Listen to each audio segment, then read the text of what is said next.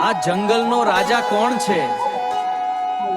હું છું નહાર અને આ જળ જંગલનો માલિક છું.